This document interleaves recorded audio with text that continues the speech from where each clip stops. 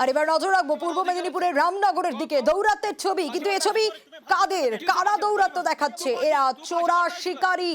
Air গান নিয়ে পাখি শিকার করতে গ্রামে, আর পরিযায়ী পাখি মারতে বাধা গ্রামবাসীদের। দেখুন ছবি। हाथ उठाई नहीं मुंह, हाथ उठाई नहीं। तू पाखी मारता है सुगन, पाखी मारता है सुगन। मारिबो मारिबो कर हां कर তোর তোর ঘর গেডি তো ঘর।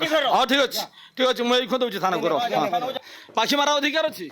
ক ক পাখি মারতা है তুমি ভাষা কইবে কেন? কিসে পাখি কি ভাষা? तू पाखी मारता है सुगन, तू पाखी मारता है ঘরে মারছিস। হ্যাঁ আবার আবার রাস্তায় तू রাস্তার পাখি মারা, রাস্তার পাখি মারা অধিকার আছে তোর। ক हाथ उठाई नहीं मुंह, हाथ उठाई नहीं। तू पाखी मारता है सुगन, पाखी मारता है सुगन। मारिबो मारिबो कर हां कर তোর তোর ঘর গেডি তো ঘর। हां ঠিক আছে ঠিক আছে, মই খোদ উঠি। পঙ্কজ রয়েছে আমার সঙ্গে, আরো বিস্তারিত জানাতে পারবে। পঙ্কজ, ঠিক কি ঘটেছিল সেই সময় একটু জানতে চাইবো। দেখো শুনে তোমাকে জানিয়ে রাখি, আমার মাটিয়া গ্রাম পঞ্চায়েতের পুরুষোত্তমপুর এলাকায় তুমি জানো যে সৈকত সরণি দীঘা, সেই দীঘা সমুদ্র সৈকত এলাকায় পরিযায়ী পাখি, যে সমস্ত গ্রামগুলিতে পরিযায়ী পাখি এসে বাসস্থান করে, সেই সমস্ত এলাকার মধ্যে পড়ে এই পুরুষোত্তমপুর। আর সেইখানে যে পরিযায়ী পাখি সমস্ত আছে, সেই পাখিদের শিকার করার জন্য চোরা শিকারীরা কিন্তু এই মাংসের জন্য তারা পরিযায়ী পাখি মারতে বাধা গ্রামবাসীদের, আর গ্রামবাসীদের পাল্টা হুমকি, মারধরের অভিযোগ। ছেলে পাখি মারছে, আমি তাদেরকে প্রথমে জিজ্ঞেস করি পাখি মারা তো জানানোর অন্যায়, তোমরা পাখি মারছো কেন? তখন তারা অশ্রাব্য ভাষায় আমাকে যেভাবে গালাগালি করে।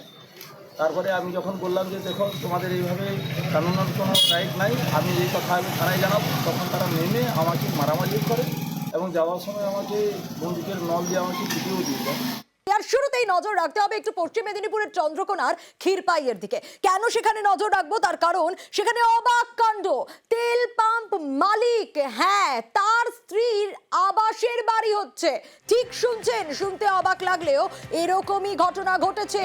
তেল পাম্প মালিকের স্ত্রীর আবাসের বাড়ি ক্ষীরপাই পুরসভার ঘটনা। পেট্রোল পাম্প মালিকের স্ত্রীর নামে রয়েছে আবাস, এবং কোথায়? এই পেট্রোল পাম্পের পাশেই তৈরি হচ্ছে আবাসের বাড়ি। চলুন একটু দেখে নিই ঠিক কি ঘটেছে। সুকান্ত রয়েছে আমার সঙ্গে, আরো ডিটেল জানাতে পারবে। সুকান্ত, কি অভিযোগ? যা বললাম এতক্ষণ দর্শকদের, সেটা কি সত্যি যে এভাবেই কি তেল পাম্প মালিক, পেট্রোল পাম্প মালিকের স্ত্রীর নামে আবাসের বাড়ি হচ্ছে?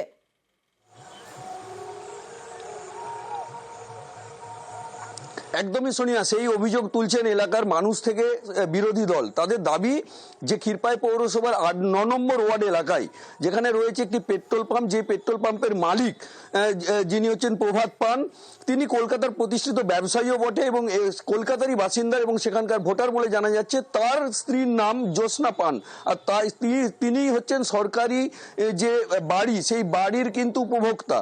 সেই জায়গা ঘিরে কিন্তু গুঞ্জন শুরু হয়েছে ক্ষীরপাই পৌর এলাকা জুড়ে। সকলের দাবি যে যেখানে গরিব মানুষ অনেকেই এখনো বাড়ি পাচ্ছেন না, সেই জায়গায় কি করে একজন ব্যক্তি যার পেট্রোল পাম্প সহ কলকাতায় বড় ব্যবসা রয়েছে, সেই ব্যক্তির স্ত্রী বাড়ি পেতে পারে।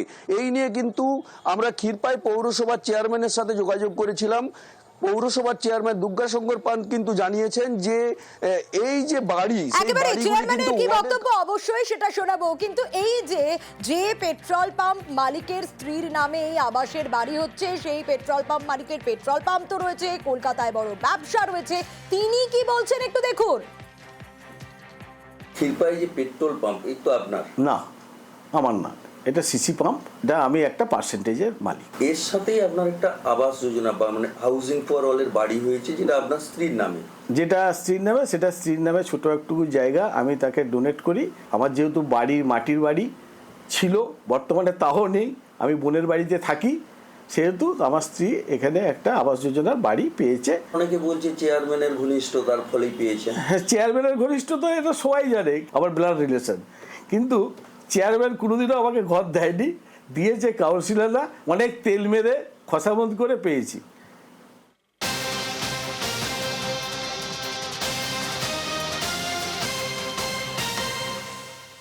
এ কেমন কথা? অনেক তেল নিয়ে খোশামত করে তবে নাকি পেয়েছেন। চলুন জানার চেষ্টা করি সুকান্তর কাছ থেকেই। সুকান্ত, এই যে বারবার আমরা দেখি যে অনেক অভিযোগ উঠে আসে, অনেক ক্ষেত্রে যারা যোগ্য তারা বাড়ি পাচ্ছে না, স্ক্রুটিনি তো একটা হয়, তাহলে সেখান থেকে কি হলো? পেট্রোল পাম্প মালিকে কি বলছেন? অনেক তেল মেরে তোষামত করে তারপর তিনি পেয়েছেন এটা?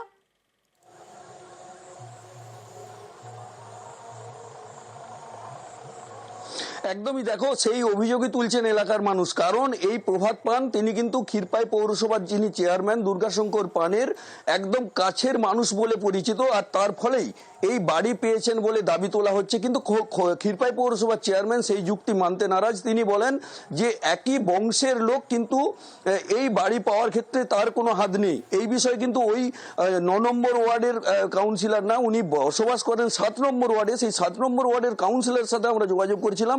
তিনি অবশ্য পরিষ্কার জানিয়ে দিয়েছেন যে কোনোভাবেই তিনি এই বাড়ি দেননি। তাহলে এই বাড়ি পেলেন কি করে প্রভাত পানের স্ত্রী জ্যোৎস্না পান, সেই নিয়ে কিন্তু প্রশ্ন উঠছে।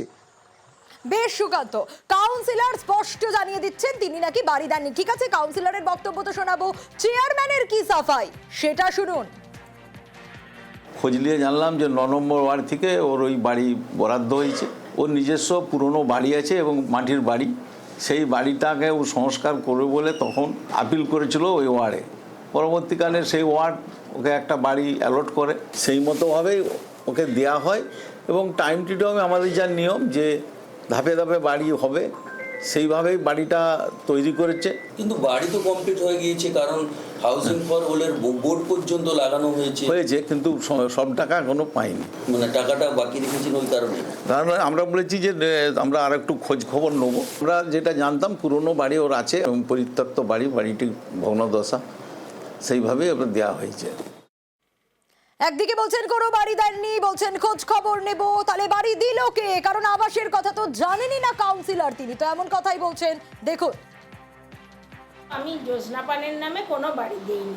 ওয়ার্ডে আপনি কাউন্সিলর হয়ে কিছু জানেন না, আমি কাউন্সিলর হয়ে আমি কোনো বাড়িও দিইনি ওকে, আর আমি জানিও না। আমার লিস্টে কোনো জ্যোৎস্না পানের নামে বাড়ি নেই। প্রভাত পান বা জ্যোৎস্না পান ওনার ক্ষীরপাই থাকেন?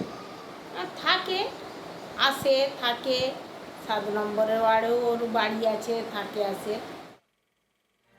আর এই নিয়ে শুরু হয়েছে তরজা, বিজেপি কি বলছে দেখুন। জ্যোৎস্না পান বলছেন, উনি কেন, ওনার মতো অনেক মানুষ ক্ষীরপায়ে হাই সোসাইটি মানুষরা এই আবাস যোজনায় নাম পেয়েছে, বাড়ি পেয়েছে, কমপ্লিট হয়ে বসবাস করছে, এবং চেয়ারম্যান কিংবা কাউন্সিলরের আত্মীয়রাই বেশি পাচ্ছে। পয়সা তো অবশ্যই লেনদেন আছে, পয়সা লেনদেন না হলে এরকম কি করে করতে পারে? 18 পঞ্চায়েতে গুলি করে খুন হন তৃণমূল কর্মী। একেবারে অফিসে ঢুকে বিপ্লব সরকারকে গুলি করে খুনের ঘটনা, 9 দুষ্কৃতীকে গ্রেপ্তার করা হয়। আর তাদের মধ্যে কতজন দোষী সাব্যস্ত হলো আরো ডিটেল এ বিষয়ে জিয়াউল জানাতে পারবে। জিয়াউল রয়েছে সঙ্গে। জিয়াউল, 14 মে 2018 একেবারে পঞ্চায়েত ভোটের দিন শেষ লগ্নে একেবারে তৃণমূল পার্টি অফিসে বসে বিপ্লব সর্দারকে খুব কাছ থেকে গুলি করে পার্টি অফিসের মধ্যে থেকে গুলি করে তাকে খুন করা হয়। এই ঘটনায় প্রায় 9 জনকে কিন্তু দোষী গ্রেপ্তার করা হয়। তার মধ্যে কিন্তু একজন বেকসুর খালাস পেয়ে গেলেও বাকি 8 জনকে দোষী সাব্যস্ত করে। তার মধ্যে আরো একজন, অর্থাৎ তিনি কিছুদিন আগেই কিন্তু বিচারকের সামনে ছিলেন, ফলে পরবর্তীকালে তাকে আর খুঁজে পাওয়া যাচ্ছে না। ফলে তিনি কোথায় রয়েছেন তাকে যেমন জামিন অযোগ্য ধারায় গ্রেপ্তার করতে হবে, পুলিশকে নির্দেশ দিয়েছেন। অন্যদিকে 7 জনকে দোষী সাব্যস্ত করা হয়েছে, অর্থাৎ তাদের কঠোর সাজা যেমন চাইছেন এলাকার মানুষজন, এবং এলাকার ইতিমধ্যেই কিন্তু 7 জনকে দোষী সাব্যস্ত করা হয়েছে।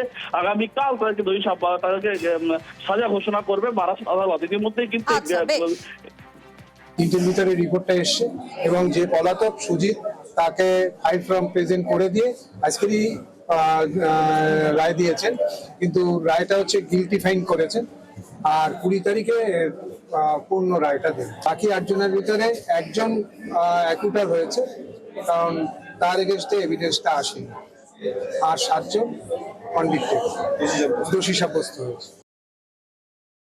পঞ্চায়েতে যে ক্যান্ডিডেট ছিল সেও এই মামলার আসামি ছিল, তারও কনভিকশন হয়েছে। বাকি 17 জন আসামিদের চার্জশিট দেওয়া হয়, তার মধ্যে 8 জন আসামির আজকে সাজা হয়েছে, এবং ক্যাপিটাল ইমপ্রিজনমেন্ট এই মামলায় যে সাজা হবে সেই সাজা যাতে সমাজের কাছে একটা বার্তা দেয়, অন্য রাজনৈতিক লোকদের খুন করা, আক্রমণ করা যে প্রবণতা তাকে যাতে দমন করে।